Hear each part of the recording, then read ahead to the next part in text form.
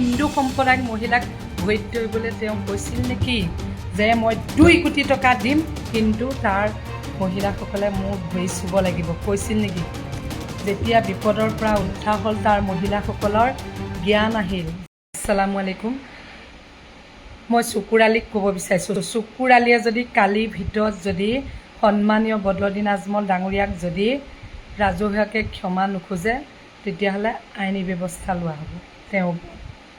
দ্বিতীয় কথা হ'ল চকুৰ আলীৰ এংকৰ যিকেইটাই ছ'চিয়েল মিডিয়াত তালফাল লগাই আছে, বদৰুদ্দিন আজমল হুজুৰৰ বিষয়ে বেয়াকৈ প্ৰচাৰ কৰি আছে, তেওঁলোকক মই সুধিব বিচাৰিছোঁ, যেতিয়া সেই বান আক্ৰান্ত ৰাইজৰ যেতিয়া পানীত ধান অচৰা অৱস্থা হৈছিল, পানীত ডুবকৈ আছিল, খাবলৈ নাপাইছিল, পানী বটল এটাও নাছিল, পিন্ধিবলৈ কাপোৰ নাছিলে, তেতিয়া বদৰুদ্দিন আজমল ডাঙৰীয়াই আন্তৰিকতাৰে কোনো বেয়া মনোভাৱ নলৈ, ৰাজনীতিকৰ কোনো মনোভাৱ মনলৈ নানি তেখেতে যেন 2 কোটি টকা লৈ গৈছিল, তেতিয়া কোনোবা অসমৰ হিন্দু সম্প্ৰদায়ক মহিলাক ভৰিত ধৰিবলৈ তেওঁ কৈছিল নেকি যে মই 2 কোটি টকা দিম কিন্তু তাৰ মহিলাসকলে মোৰ ভৰি চুব লাগিব, কৈছিল নেকি?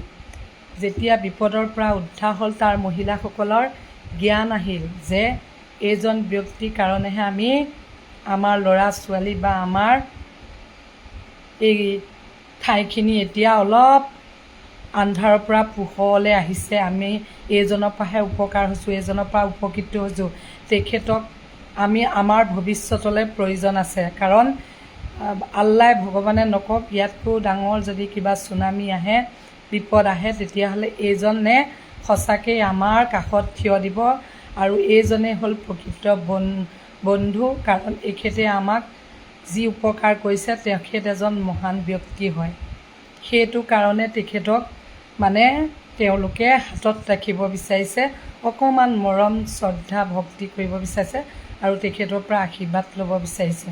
কিন্তু এতিয়া একাংশই মাথা নাইকিয়া মগজ নাইকিয়াকেইটাই কৈ আছে তাত বোলে ৰাজনীতিকৰ খোপনি পাতিছে। সেই বদৰুদ্দিন আজমল হুজুৰে মিয়া এলেকাতে কেণ্ডিডেট দি জিকা নাই, সেই অসমীয়া হিন্দু সেইসকলে তেখেতক ভোট দিব নেকি? তেখেতে সেইটো আশাত গৈছে নেকি? তেখেতে আগত কেণ্ডিডেট দিছিল নেকি তাত যে তেখেত নিজিকিল, এইবাৰ অকণমান মই চেষ্টা কৰোঁ, ৰাইজক মৰম লগাওঁ? আপোনালোকৰ মাথা নাই। আৰু এই চকুৰ আলীয়ে কয় নহয়, আমাৰ মুছলমান এজন মহান ব্যক্তিক সি মুছলমান হৈ যি অপমান অপদস্থ কৰিছে আনৰ উচতনিত, এতিয়া তাক আমি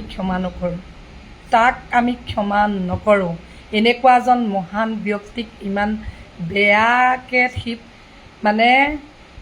মুখেদি যাৰ বাক্য ওলাইছে তাক আমি ক্ষমা নকৰোঁ, ইয়াক এইবাৰ ব্যৱস্থা কৰা হ'ব।